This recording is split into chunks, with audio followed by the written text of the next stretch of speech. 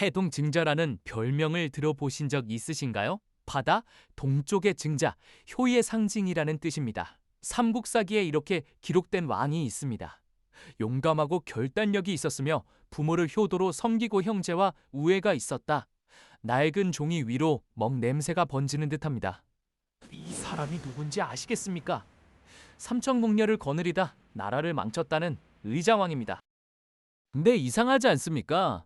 승자가 쓴 역사서에서조차 이렇게 칭찬하는 왕을 우리는 왜 만국의 호색한으로만 기억하고 있을까요? 삼국사기를 다시 펼쳐봤습니다. 삼천궁녀가 낙화암에서 떨어졌다는 기록 없습니다. 당시 사비성 인구가 야고만이었거든요. 궁녀가 3천이면 주민 16명당 1명이 궁녀라는 겁니다. 참고로 조선시대 궁녀는 가장 많을 때가 600명이었습니다. 이 이야기의 출처는 정사가 아니었습니다. 조선 성종 때 한 시인이 쓴 시 한 구절, 문학이 역사가 된 겁니다. 그러면 의자왕은 대체 어떤 왕이었을까요? 기록이 남긴 그의 진짜 모습은 우리가 아는 것과 완전히 다릅니다. 의자왕이 왕위에 오른 641년, 이때 동아시아는 어떤 상황이었을까요? 한마디로 판이 뒤집히고 있었습니다. 618년 당나라가 중국을 통일했거든요. 수나라가 고구려 원정에 국력을 쏟다 무너졌잖아요. 그 자리를 차지한 당 태종 이세민은 전임자의 실패를 복귀하면서 같은 목표를 품고 있었습니다. 고구려. 644년부터 당은 고구려를 직접 공격합니다. 동아시아 최강국 둘이 정면 충돌한 겁니다. 그 사이에 끼어있던 나라가 있었습니다. 신라요. 신라는 서쪽에 백제, 북쪽에 고구려, 바다 너머의 당나라. 삼면이 막혀 있었습니다. 지금으로 치면 경상도 하나로 세 강대국 사이에서 살아남아야 하는 상황이었던 거죠. 그러면 백제는요? 백제의 위치는 묘했습니다. 고구려와 당이 싸우는 동안 신라를 칠 수 있는 유일한 창이 열린 거예요. 게다가 바다 건너 외와는 오래된 동맹 관계였습니다. 외에서 건너온 군사 지원과 철자원, 백제에서 보내준 불교와 기술, 서로 필요한 것을 주고받은 사이였죠. 고구려당 전쟁이 동아시아의 시선을 북쪽으로 묶어놓은 그 틈, 백제에게는 기회의 창이었습니다. 이 시점에 왕위에 오른 사람이 의자왕입니다. 641년 무왕의 맏아들로서 즉위했습니다. 삼국사기는 이 사람을 이렇게 기록합니다. 이승우원수의 슝용요단계 시징예 슝다 이웃이요 할동산스보 용감하고 결단력이 있었으며 부모를 효도로 섬기고 형제와 우애가 있어 당시 사람들이 해동증자라 불렀다. 여기서 잠깐. 증자가 누구냐면 공자의 제자 중 효의 상징입니다. 효경을 저술한 인물이에요. 해동증자라는 별명은 단순한 칭찬이 아니었습니다. 바다 동쪽의 증자, 유교적 도덕의 정점에 있는 인물이라는 뜻이거든요. 이건 두 가지를 동시에 말해줍니다. 첫째, 왕위 계승의 정당성. 무왕에게는 여러 아들이 있었는데 효자라는 평판이 장남의 즉위를 자연스럽게 만들어준 겁니다. 둘째, 도덕적 권위. 유교 사회에서 효는 곧 덕이었고 덕이 있는 자가 다스려야 한다는 논리였으니까요. 그런데 주목할 점이 있습니다. 삼국사기는 신라 중심으로 쓰인 역사서입니다. 승자의 역사서예요. 그 승자의 기록이 패망한 왕의 인격을 칭찬하고 있는 겁니다. 삭제하려 했다면 얼마든지 뺄 수 있었습니다. 그런데 못 뺐어요. 그만큼 당대의 의자왕의 명성이 확고했다는 뜻이겠죠. 이 도덕적이고 유능한 왕이 즉위하자마자 한 일이 있습니다. 전쟁입니다. 642년 7월, 즉위한 지 불과 1년, 의자왕은 직접 군대를 이끌고 전장에 나섰습니다. 왕이 친정한다는 것, 그 무게를 아시겠습니까?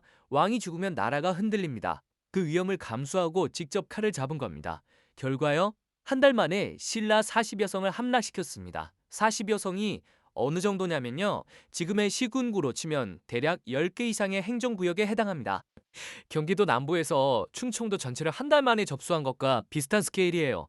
현대전에서도 쉽지 않은 속도입니다. 신라는 공포에 빠졌습니다.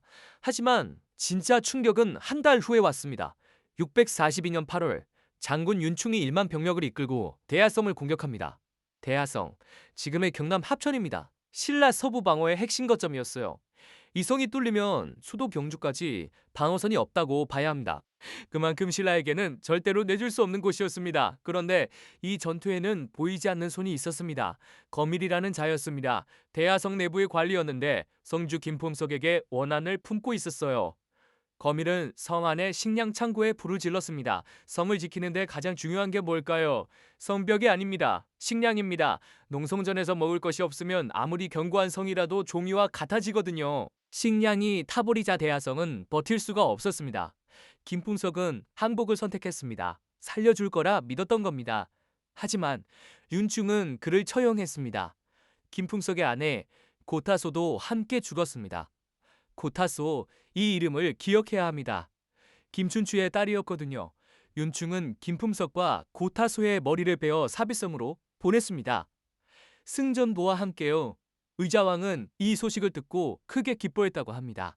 포상이 내려졌습니다. 말 20필과 곡식 천성, 말 20필이면 지금 가치로 수억 원에 해당합니다. 고급 승용차 20대를 성과급으로 준 셈이에요.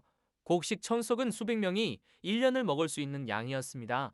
그만큼 이 승리가 의자왕에게 값진 것이었다는 뜻이죠. 그런데 사비성에서 축배를 드는 동안 경주에서는 한 남자가 이를 갈고 있었습니다.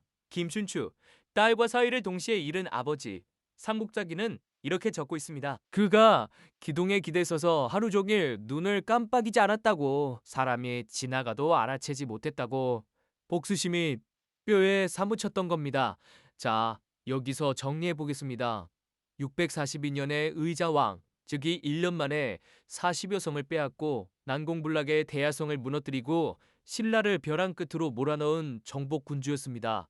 그런데요, 이 정복군주가 18년 후인 660년 나당연합 앞에서 18일 만에 나라를 잃었습니다. 40여 성을 빼앗은 왕이 18일 만에 항복했습니다.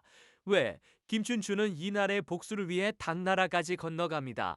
하지만 정작 백제를 무너뜨린 것은 외부의 적이 아니었습니다. 외부의 적이 아니라면 뭐가 문제였을까요?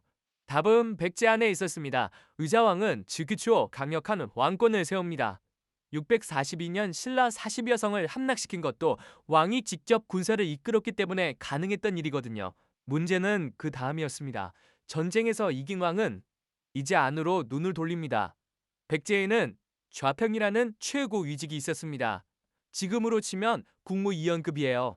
백제의 관직 체계에서 좌평은 일품관으로 나라의 정책을 결정하는 최고 의사결정 그룹이었습니다. 이 자리가 총 6개였거든요. 육좌평, 백제 권력의 핵심입니다. 그런데 삼국사기에 이런 기록이 나옵니다.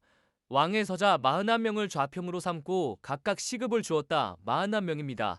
원래 6명이 앉는 자리에 41명을 밀어넣은 겁니다. 그것도 전부 왕의 서자들이에요. 이건 인사가 아닙니다. 쿠데타예요. 왜 그랬을까요? 백제의 좌평은 전통적으로 귀족 가문이 차지하는 자리였습니다. 사치, 연시, 해시 같은 대성팔족이 대대로 이 자리를 나눠 가졌거든요. 왕이라 해도 이 귀족들의 동의 없이는 큰 정책을 밀어붙이기 어려운 구조였죠. 의자왕은 이 구조 자체를 부수려 했습니다. 비슷한 일이 800년 뒤 조선에서도 벌어집니다. 연산군이 갑자사화를 일으킨 거죠. 연산군은 어머니 패비윤 씨의 사사 사건을 빌미로 자신에게 반대하는 훈구파 대신들을 대거 숙청했습니다. 의자왕의 수법은 달랐지만 논리는 같았습니다. 기존 권력 집단을 밀어내고 오직 자신에게만 충성하는 세력을 심는 것. 연산군은 공포로, 의자왕은 혈연으로. 이것이 혈연 충성과 제도적 충성의 차이입니다. 제도적 충성은 능력과 절차로 얻는 자리거든요. 왕의 아들이니까 왕이 무너지면 자기도 무너집니다. 그래서 무조건 왕편을 들 수밖에 없는 겁니다. 41명의 서자가 좌평이 되는 순간 기존 귀족들은 완전히 밀려났습니다. 대성팔족의 입장에서 보면요, 대대로 지켜온 자리를 하루아침에 빼앗긴 겁니다. 왕실과 귀족 사이에 균열이 생겼습니다. 이 균열이 18년 후 나라가 무너지는 결정적인 원인이 됩니다. 이때 왕에게 직언한 사람이 있었습니다. 좌평 성충입니다. 성충은 의자왕에게 간했습니다. 왕의 권력 집중이 위험하다고, 나라의 근본이 흔들린다고. 결과가 어떻게 됐을까요? 투옥됐습니다. 감옥에 갇힌 성충은 병이 들었고 죽기 직전 유언을 남깁니다. 삼국사기가 이 유언을 정확히 기록해놨습니다. 반드시 전쟁이 일어날 것이니 적이 오거든 육로로는 탄현을 넘지 못하게 하고 수로로는 기벌포에 들어오지 못하게 하소서. 탄현은 지금의 대전과 옥천 사이에 있는 가양 난병, 충청도에서 전라도로 혹은 그 반대로 넘어가려면 반드시 지나야 하는 육로의 병목이에요. 좁은 산길에서는 아무리 대군이 와도 소수 병력으로 막을 수 있거든요. 기벌포는 금강이 바다와 만나는 하구입니다. 백강이라고도 불렀죠. 바다에서 배를 타고 백제로 들어오려면 이 강 하구를 통과해야 했습니다. 수로의 유일한 진입점이었던 겁니다. 성충은 감옥 안에서 지도를 보지 않고도 정확히 알고 있었습니다. 적이 온다면 두 갈래로 올 것이고 그 두 길목만 막으면 된다는 것을. 이 유언이 적중한 것은 18년 뒤였습니다. 660년 나당연합군이 실제로 침공했을 때 당나라 소정방의 13만 대군은 기벌포로 들어왔고 김유신의 5만 군대는 탄현을 넘었습니다. 정확히 성충이 예언한 그 두 길이었습니다. 감옥에서 죽어간 충신의 마지막 말이 글자 그대로 현실이 된 겁니다. 그런데 이 유언은 묵살되었습니다. 성충만이 아니었습니다. 좌평 흥수도 같은 내용의 직언을 했습니다. 왕의 독주를 멈춰야 한다고요. 흥수의 결말은 유배였습니다. 구마미지연, 지금의 장수군 부군으로 쫓겨났죠. 나라에서 가장 높은 자리에 앉았던 두 사람, 한 명은 감옥에서 죽었고 한 명은 변방으로 쫓겨났습니다. 그리고 그 빈자리를 왕의 아들 41명이 채웠습니다. 국가의 방어 전략을 세울 사람이 사라졌습니다.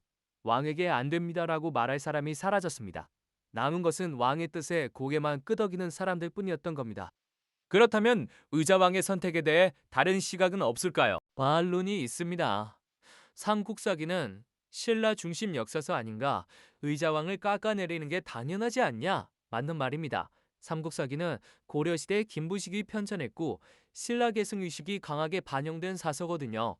고려가 신라의 후계자를 자처했으니 신라의 적이었던 백제를 좋게 쓸 이유가 없었습니다.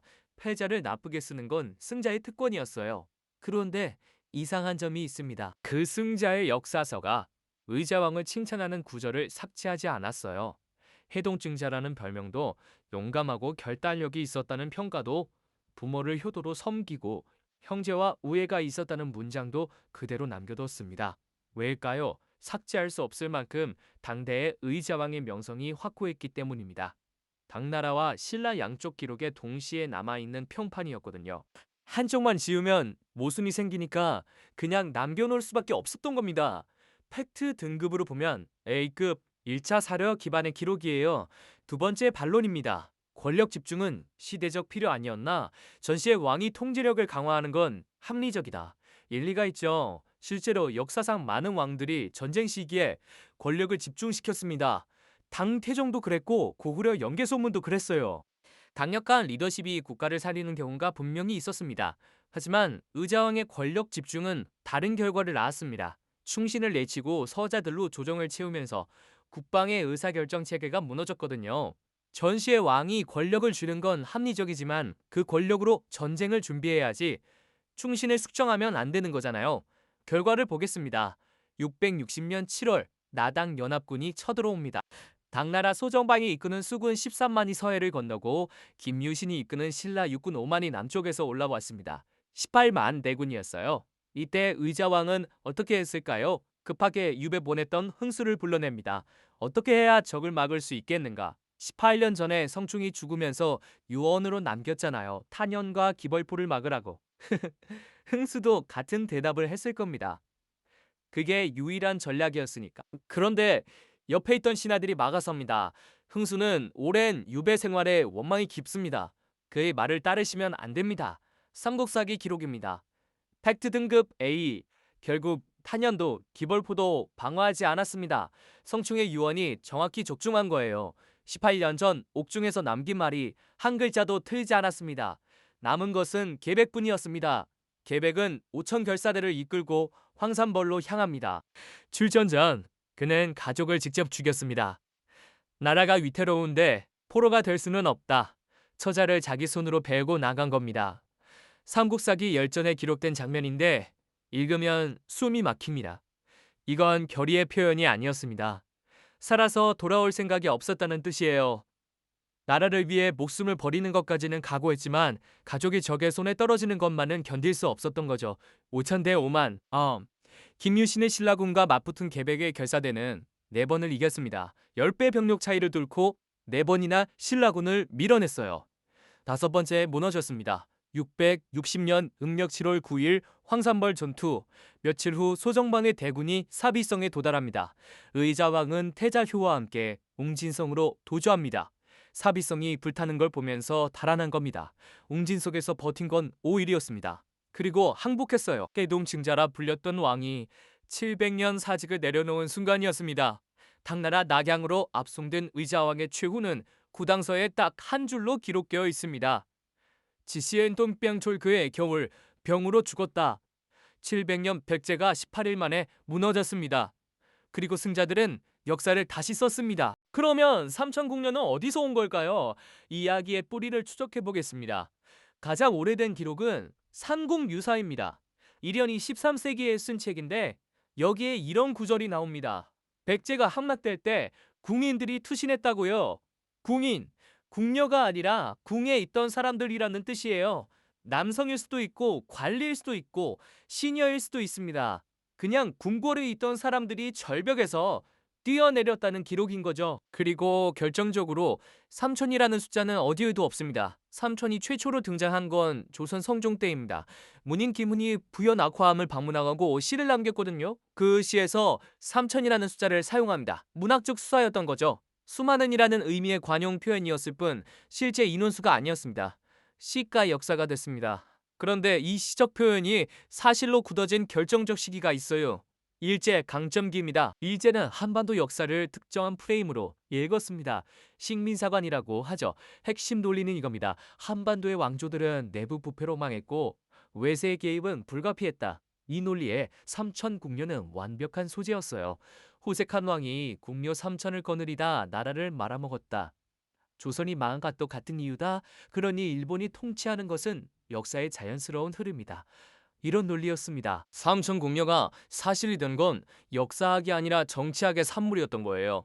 낙화암은 일제강점기에 본격적인 관광 상품이 됩니다. 관광 엽서에 인쇄되고 일본인 수학여행 코스에 포함됐어요. 보세요. 조선인의 왕은 원래 이렇게 나라를 망하게 하는 겁니다. 식민지의 비극이 제국의 관광 콘텐츠로 소비된 겁니다. 해방 이후에도 이 이야기는 바로잡히지 않았습니다. 교과서에 그대로 실렸고 드라마와 영화에서 반복적으로 재생산됐어요. 삼천궁녀가 꽃잎처럼 떨어지는 장면은 한국인이라면 누구나 한 번쯤 본 이미지가 됐습니다. 검증 없이요. 지금 부여 낙화암에 가보면 절벽 높이가 약 30m입니다. 아파트 10층 정도 되는 높이예요. 매년 백제문화재에서는 이 절벽에서 꽃을 뿌리는 낙화 퍼포먼스를 합니다. 역사적 비극을 기리는 행사인데 그 비극의 상당 부분이 만들어진 이야기라는 아이러니. 다행히 최근에는 달라지고 있습니다. 전문가 40여 명이 참여해 3권으로 출간된 신편 사비백제사는 기존에 당연하게 받아들여졌던 서술들을 하나하나 재검토한 작업입니다. 부여를 중심으로 백제사 바로잡기 캠페인도 진행되고 있어요. 1400년 만에 비로소 패자의 역사가 제대로 다시 읽히기 시작한 겁니다. 우리가 사실이라고 믿어온 것 중에 검증되지 않은 것이 얼마나 많을까요? 역사적 해석은 학자에 따라 다를 수 있습니다. 오늘 내용은 현재까지의 연구 결과를 바탕으로 정리한 것입니다. 삼천궁녀는 없었습니다. 있었던 것은 권력의 독주와 귀 기울이지 않은 충신의 목소리였습니다. 성충은 죽으면서 방어 전략을 남겼고 흥수는 유배에서 돌아와 같은 말을 했습니다. 계백은 가족을 묻고 전장에 나갔어요. 백제를 지키려 했던 사람들은 끝까지 싸웠습니다. 의자왕은 그 목소리들을 듣지 못했습니다. 아니, 듣지 않았어요. 여러분은 의자왕을 어떻게 평가하시나요? 호색한 정복군주, 시대의 희생양. 댓글로 여러분의 생각을 들려주세요. 다음 에피소드에서는 김춘추를 다룹니다. 대야성에서 딸과 사위를 잃고 복수심 하나로 고구려까지 찾아갔다가 거절당하고 결국 당나라와 손을 잡은 남자. 그가 맺은 나당동맹은 민족의 배신이었을까요? 아니면 생존을 위한 최후의 외교였을까요? 궁금하신 분들은 구독과 좋아요, 알림 설정까지 눌러주세요. 다시 읽는 한국사 다음 이야기에서 뵙겠습니다.